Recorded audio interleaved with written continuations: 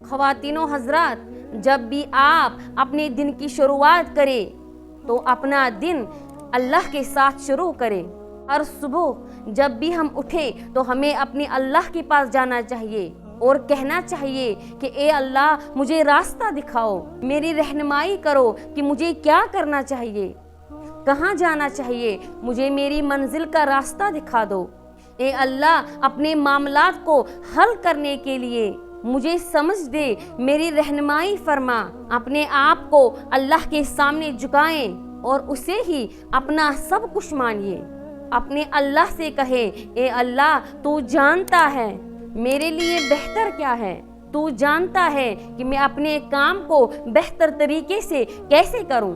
मुझे यकीन है कि तेरी मदद के बगैर मैं इस काम को नहीं कर सकता।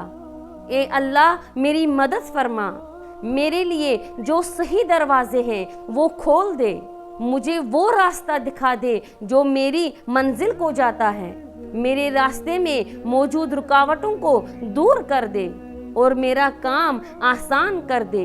जब आप अल्लाह की बड़ाई को मान लेते हैं, जब आप उसकी ताकत और इख्तियार को तस्लीम कर लेते हैं, उसके सामने सर झुकाकर उसे मदद मांगते हैं, तो वो आपको रास्ता ज़रूर दिखाता है और आपके लिए आसानियाँ पैदा करता है।